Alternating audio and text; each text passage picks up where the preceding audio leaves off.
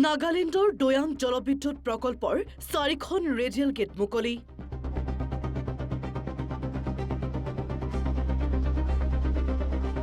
প্ৰতি মিনিটত এৰি দিয়া হৈছে 1,11,00,000 লিটাৰতকৈও অধিক পানী।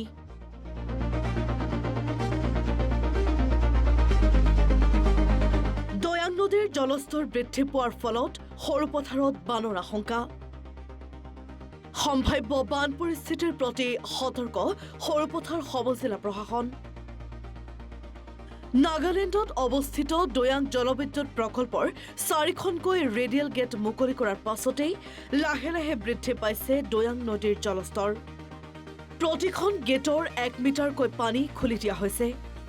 মুকলি কৰি দিয়া ৰেডিয়েল গেটেৰে প্ৰতি মিনিটত 1,11,00,000 লিটাৰতকৈও অধিক পানী এৰি দিয়া হৈছে। দৈয়াং জলবিদ্যুৎ প্ৰকল্পৰ 4খনকৈ ৰেডিয়েল গেটেৰে এৰি দিয়া এই প্ৰবল পানীয়ে গোলাঘাট জিলাৰ সৰুপথাৰ সমজিলাৰ বিভিন্ন প্ৰান্তত প্ৰবল প্লাৱনৰ সৃষ্টি কৰাৰ আশংকা হৈছে। সৰুপথাৰৰ দৈয়াং পাৰৰ বিভিন্ন এলেকাত সম্ভাৱ্য বান পৰিস্থিতিৰ প্ৰতি লক্ষ্য ৰাখি সৰুপথাৰ সমজিলা প্ৰশাসনে প্ৰয়োজনীয় সতৰ্কতামূলক ব্যৱস্থা গ্ৰহণ কৰিছে। প্ৰশাসন আৰু দুৰ্যোগ ব্যৱস্থাপনাৰ দলে সম্ভাৱ্য বানাক্ৰান্ত অঞ্চলসমূহ পৰিদৰ্শন কৰি পৰিস্থিতিৰ বুজ লৈছে। সমজিলা প্ৰশাসনে ইতিমধ্যে বানাক্ৰান্তক উদ্ধাৰৰ বাবে 2খন ৰাবাৰ নাও, SDRF আৰু চিভিল ডিফেন্স টিমৰ একোটাকৈ দল সাজু কৰি ৰখাৰ লগতে স্থানীয় গাঁও প্ৰধানসকলকো উদ্ধাৰ কাৰ্য আৰু সতৰ্কতামূলক ব্যৱস্থাৰ বাবে সাজু কৰি ৰখা বুলি জানিবলৈ দিছে। ইপিনে প্ৰয়োজনীয় সাপেক্ষে প্ৰাথমিক পৰ্যায়ত সৰু পথাৰত 16টাকৈ স্থানত বানাক্ৰান্তৰ বাবে আশ্ৰয় শিবিৰ স্থাপনৰ ব্যৱস্থাৰ লগতে পশুধনৰ বাবে কেইবাটাও ওখ স্থান চিনাক্ত কৰি ৰখাৰ কথা জানিবলৈ দিছে সৰুপথাৰ সমষ্টিৰ বিধায়ক বিশ্বজিৎ ফুকনে।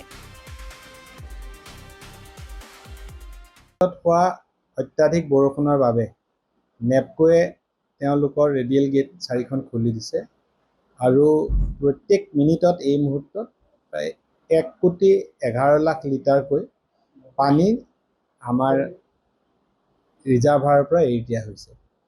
যিহেতু ব্ৰহ্মপুত্ৰ নদীখন এতিয়া যথেষ্ট তলত আছে আৰু পানী গ্ৰহণ কৰিব পৰা অৱস্থাত আছে, এতিয়ালৈকে যেনেদৰে পানীখিনি আহিছে তেনেদৰে ব্ৰহ্মপুত্ৰলৈ গৈ আছে। বিপদসীমা স্পৰ্শ কৰিছে যদিও গাঁওবিলাকত অত্যাধিক পানী সোমোৱা নাই, কিন্তু এই ট্ৰেণ্ডত থাকিলে পানী আৰু অধিক হয়তো খুলি দিব পাৰে, কাৰণ দৈয়াং বান্ধটো 321 মিটাৰৰ ওপৰত যিখিনি সাধাৰণতে খুলি দিয়া যায়, 321 মিটাৰ মেক্সিমাম লেভেল তেওঁলোকে ৰাখিব খোজে, তাৰ ওপৰত 2 মিটাৰ পানী আছে। এই প্ৰচুৰ পৰিমাণৰ পানীখিনি যদি এৰি দিয়া হয় বা এতিয়া 1 মিটাৰকৈ 4খন বান্ধ খুলি দিছে, 4খন গেট যদি 1 মিটাৰতকৈ অধিক পৰিমাণে খুলি দিয়ে, 1.5 মিটাৰ পৰ্যায়লৈ খুলি দিয়ে, তেতিয়াহ'লে নদীয়ে পানীখিনি নদীত উফন্দি পৰাৰ পাছত কাষৰীয়া অঞ্চলবিলাক জলমগ্ন হ'ব। এতিয়ালৈকে কোনো ধৰণৰ মানুহৰ ঘৰত পানী সোমোৱা নাই, কিন্তু এইটো ট্ৰেণ্ডত থাকিলে আজি পাছবেলালৈকে বা গধূলিলৈকে বিপদসীমা যথেষ্ট ওপৰলৈ পানীখিনি অহাৰ সম্ভাৱনা আছে। মই সেইকাৰণে সৰুপথাৰ সমষ্টিৰ সকলো ৰাইজক, বিশেষকৈ নদী কাষৰীয়া ৰাইজক প্ৰত্যেক মুহূৰ্ততে সতৰ্ক হৈ থাকিবলৈ অনুৰোধ জনাইছোঁ। আমাৰ ইয়াত এই পানী নাজিৰা শিৱসাগৰৰ দৰে ঘণ্টাৰ ভিতৰতে 2 মিটাৰ 3 মিটাৰ ধৰণৰ পানী হ'ব লগা নহয়, গতিকে আমি সময় পাইছোঁ, সকলো সাৱধানে থাকিব, কোনো যাতে ক্ষয় ক্ষতি মানুহৰ নহয় তাৰ বাবে অনুৰোধ জনাইছোঁ। আৰু আমাৰ প্ৰশাসন ইতিমধ্যে DC সীমান্তৰ গাঁওসমূহ ভ্ৰমণ কৰিছে, আমাৰ সমজিলা আয়ুক্তও গৈছে। আমাৰ প্ৰত্যেকখন গাঁৱত আমি এজনকৈ ইনচাৰ্জ ইতিমধ্যে নিয়োগ কৰিছোঁ, কাৰণ কোনে ক'ৰ দায়িত্ব ল'ব একেলগে যিহেতু অসুবিধা হয়। নদীৰ কাষে কাষে থকা প্ৰতিখন গাঁৱত এজনকৈ চৰকাৰী বিষয়াক আমি ইনচাৰ্জ হিচাপে দায়িত্ব দিছোঁ। ৰেস্কিউ, ৰিকভাৰী বা ৰিলিফ এই সকলোখিনি তেওঁলোকৰ ওপৰত নিৰ্ভৰ কৰিব। মই ভাবোঁ পৰিকল্পিতভাৱে আমি আগবাঢ়িছোঁ।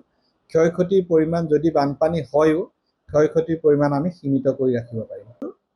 পানী আহিলে ক'ত ক'ত আশ্ৰয় শিবিৰ হ'ব লাগে, আৰু অসমৰ সন্মানীয় মুখ্যমন্ত্ৰী ডাঙৰীয়া খুব এই বিষয়টো লৈ সচেতন হৈ আছে। কালিৰ পৰা 3বাৰ ফোন কৰিছে, ৰাতি প্ৰায় 1 বজাতো ফোন কৰিছে, কি পজিশ্যন আছে সৰুপথাৰ ৰাইজৰ লগত যে তেখেত আছে এইটো কথা তেখেতে জনাইছে। আৰু যিকোনো মুহূৰ্তত চৰকাৰৰ সকলো সহযোগিতা NDRF, SDRFৰ পৰা আৰম্ভ কৰি সকলো সহযোগিতা সদায় সকলো কাম কাজ ইয়াত ৰেডি হৈ আছে গতিকে ৰাইজ বেছি শংকিত হ'ব নালাগে আমি ৰাইজৰ লগতে আছোঁ